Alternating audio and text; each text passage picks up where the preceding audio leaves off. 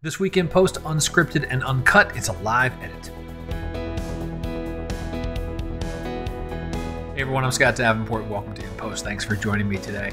Today's a live edit, live in air quotes. I'm not streaming right now, but what I am doing is taking a photo from my library that I've done no work on whatsoever. I'm going to bring it into my post-processing workflow, and we'll see what happens. I'll just start narrating what I'm thinking and what I'm doing and why I'm deciding to do things. And there might be some mistakes and wrong turns along the way, but that's where the learning happens. And speaking of learning, this is actually the second live edit I've sat down to do for this episode. And the first one, the audio and video was really glitchy. Something went wrong, and so I had to just throw away all of that stuff, which also means I can't share the photo I was planning on sharing, the one I'd selected, which was this guy right here, this one of this nice tree branch there. So instead, I'm gonna choose one of these views of the cliffs. And so let me just highlight those here. Whoa, too many. Just these, and one of these here. And I think when I'm looking at them all, let's make these thumbnails a little bit bigger here. What is catching my eye ultimately is what the surf is doing. So I tried a few different shots, longer exposures, shorter exposures, waiting for the waves to do their things, a couple of tweaks in composition, but very, very minimal changes there. And I like this one. I like that there is this nice surf line that's leading through the frame well. So let's work on that one. I'm going to grab that and bring it into the develop module and get started here. All right, so image assessment, what do we need to do? Overall, I like the composition. It's pretty well composed. I got things coming in from the corners. Not a huge fan of the cars up here, but you know what? There's land, there's humanity, there's stuff out here. We'll see what happens here. I don't think I'll want to trim off all of that. I may just ignore it or downplay it with some dodging and burning. A little bit of a distraction in the lower left corner with this bit of greenery, so that might be easily dealt with a crop. And I think I'm going to get rid of this piece of seaweed here. I want to do my dust spot removal. Because that one, that doesn't seem to be adding to the story. That's not really a particularly interesting subject in the frame. So with all of that, let's go ahead and get started. So I'll start with the spot removal, Q key. Let's minimize that so we know what we're working on here. Q key, zoom in. And I'm going to go up to the top left corner. I'm going to toggle my visualize spots. You are going to see a pretty dirty sensor. I'm looking forward to getting my sensor cleaned very soon. That might have been a cloud that I just removed, but also could be construed as a spot, so I'm going to get rid of it. Let's moving on down here. This is all going to be pretty forgiving. This corner I think we'll deal with as a crop as opposed to trying to retouch it away. Couple more there and there. Moving down, turning it off. Sometimes you need to turn off and on this visualize spots because it sometimes is easier to see things with it turned on, sometimes without. I'm going to leave the surfers out there. That gives a nice bit of context. Moving down and moving down. And this last bit here, let's try to deal with this. So let's recenter our frame a little bit here. Make our brush pretty darn big. I want to make sure I get both the seaweed and the reflection. Matter of fact, let's make it smaller and we'll do more of an ad hoc shape and see how that works. Not bad. Another couple of cleanups there. That second one I don't like as much. Let's try that one more time. Better. Where's it sampling from? We'll see if we can line up that one major line there. Okay, I think I'm going to do one more bit of retouch, healing, but taking the opacity down a little bit, and just smooth that area out there. Not good. Actually, we're going to undo that. Let's see, what do we have left? We did the first one there, and actually now I'm kind of liking that whole bit. That's pretty good. We'll bring our opacity back up, so I'm doing full-blown replacements with just some single clicks here. Now it's starting to get muddier. We'll take it back to where it was. I'm going to consider that good enough. And if I need to revisit it and really finish the cleanup as we're processing here and the photo starts to sing, we'll do that. Okay, so let's zoom back out. We're going to be done with that. And let's deal with little distractions here and make sure the horizon is straight. I'll just do auto for the horizon. Sanity checking here. That looks pretty good. And that is taking care of my corner for the most part. Let's undo that. Let's bring that corner in just a little bit more. And as a fringe benefit, it's taking care of some of the distracting elements on the edge there with the cars and so forth. So that's better. Of course, now it's like I got a new distraction, this guy down here. That's going to be easier to deal with. Q key, click on it, and you know, that is a decent enough blend. Let's see where that's sampled from and maybe adjust it ever so slightly so that the land itself is lining up just a little better. And that's great. We're going to take that.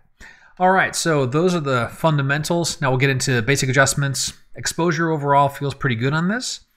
And it's going to be really making sure the colors play nicely together and maybe accentuate this surf line. So let's close out that and go into the basic panel. Actually, I double checked to make sure my lens corrections came on. I was shooting with my longer lens, and I don't use that one that often, and sometimes Lightroom doesn't flip that on for me. Sometimes it does. Got it this time. Good. All right, so basic panel. Get that histogram opened up again. We got some spectral highlights. We got good shadows. This overall feels well exposed. I will not play with exposure. I'm actually going to try auto to see what it does for me. Very little. I'm going to undo that. I like the result, but I don't like what auto does with contrast. I haven't seen auto do anything other than lower contrast. And I guess it's because of the highlights and shadows changes. It's boosting it up there, but I just don't prefer that. What I am going to do, though, is I want to check out the landscape profile. And that's better already. Look at the difference there. This is the default Adobe color. Landscape, great for this kind of scene. Mid-afternoon, the sun hasn't really gone down, so it's not incredibly contrasty, and some great color there. So I like that. We're going to start right there. As shot, let's use the pointer and sample the white part of the surf. So something like that. And that to me is a little bit better. Let's do a before and after on that. Before and then after. That's a little more true to life. It's making sure that that surf is a little whiter. There is a lot of blue in this scene. It's going to happen. You've got blue sky, blue surf. There's a lot of blue here. That feels good to me. Next, now I'll do my manual stuff here. I'm going to bump contrast up pretty healthy. That's pretty good. And shadows and highlights feel all right. Let's check white and black point. Just white point should be good. Option key. I got a spectral highlight right out here on my my soon-to-be unfavorite cars. So we'll just keep that zeroed out. Black point. See the black points, very dark spots down in here. That feels good. While I'm thinking about highlight and shadow, let's grab a, oh, I already got it to burn. Great. We're going to grab a graduated filter and just lower down the darkness in the sky. So that's before and that's after. And that's just helping to cap and draw the eyes in. Maybe I'll open the shadows up a little bit just to back off the effect on the underside of those clouds there. All right, back to basics. Let's now play with clarity. A little bit. Undo. Redo. I like that. I don't want to do any more than that because I don't want the surf to get crunchy. As a matter of fact, I'm going to back that off some, and maybe I'll do a localized filter to add contrast to just the hillside. What else? Dehaze, I don't think I need to do anything with that. I don't mind that things are soft out there. And I wasn't, I mean, I probably was shooting at f16. Was I shooting? It's right here, yeah, f16. But it was more so to help me control the shutter. Sorry, the exposure time. So having the shutter open for a certain amount of time. Touch of vibrance, maybe a touch, not too much. I don't want those oranges to get any brighter than they are. Don't want to saturate. Let's take a look at the tone curve. This is a little misleading. We know that there are some pure whites out there. They're just few and far between. I'm going to try a gentle S-curve with the tone curve, just to give it a little more contrast, a little more richness. I like that. That's nice. Want to get some clarity into the hillside now. Let's see here. Graduated filter or gradient filter. I can never remember which tool calls what. Okay, no exposure. I want clarity. That looks good. And I want to do a color mask, really. Let's try and select a color here, like that one. And the O key will show me what we have. Cool. Amount of that color, I'm going to push that up pretty far. And what this color mask is doing for me is it's protecting the surf. It's also protecting some of the greens, but I can do a second one to cover the greens and add some contrast into those. But this will be a lot simpler than needing to do any type of painting or masking work. So that's cool. We'll close that out. Whoops, I don't want to close that. I just want to be done with that pin. So I'm going to take that same pin, I'm going to duplicate it. But now, on the duplicate, I'm going to choose a different color. I'm going to choose the green instead.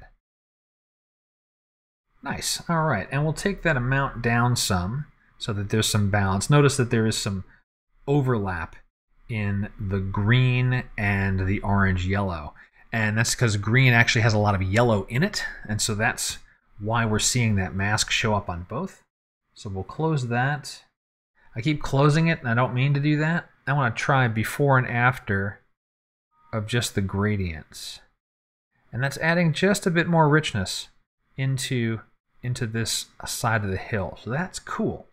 I do also want to see about popping the whitewash of the surf. So let's grab a radial filter, because that'll let me kind of draw something that will reasonably cover that. So let's see, a little shorter, a little wider, rotate that, and then reposition it so it's covering the surf. Looks like I'm gonna have to go bigger that way and that way.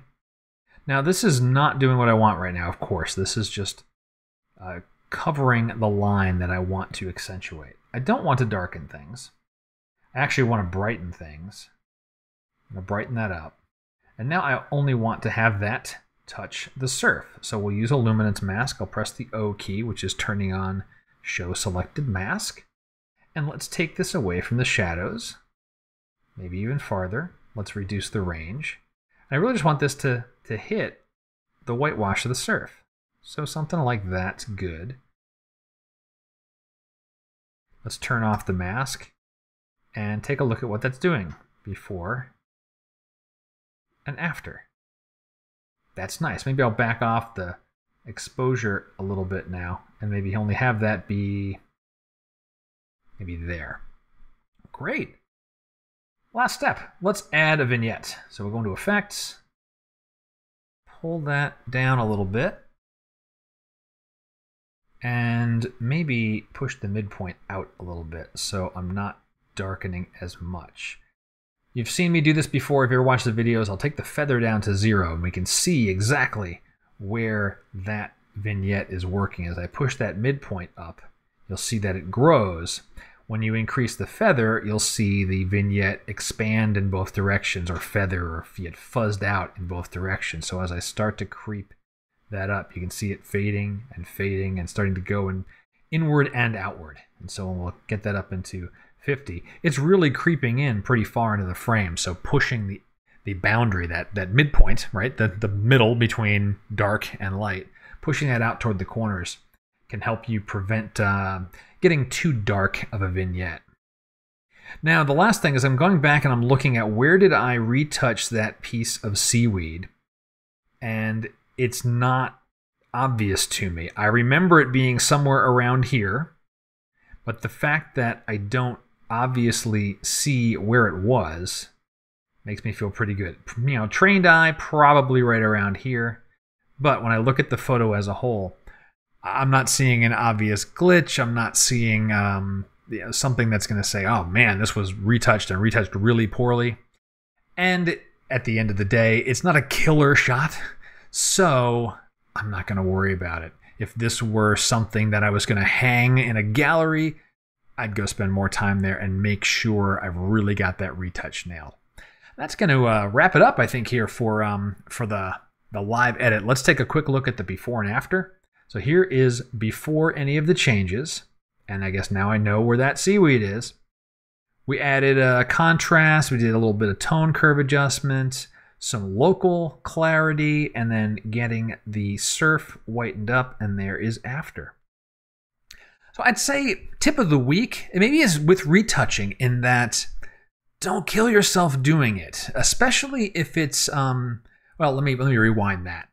If you're practicing and you want to get better at retouching, then by all means, spend the time on photos that may not necessarily need you to retouch to the nth degree, but it's great practice. When it comes to you've gotten your skills to the level you want them to be, and you've got a photo that needs retouching, well, if it's one of the portfolio-worthy photos, definitely spend the time, do the extra work, and be meticulous about how you retouch.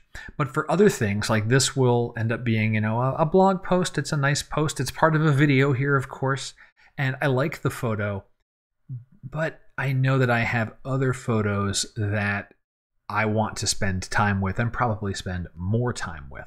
So, retouching is great practice, no problem. But if you've gotten to the level of you got your skill set, you're happy with it, don't kill yourself retouching every photo to the nth degree. It may not be necessary. All right, and that wraps up this week's In Post. I hope you've enjoyed it. And if you did, please let me know somehow. Comments on the video below. Questions about photography, always welcome. You can hit me up through my website if you want to keep it private. You can put comments in the video below. I'm on Instagram pretty often now. I can be pretty active there. And that will do it. Until next time, my name's Scott Davenport, and happy shooting.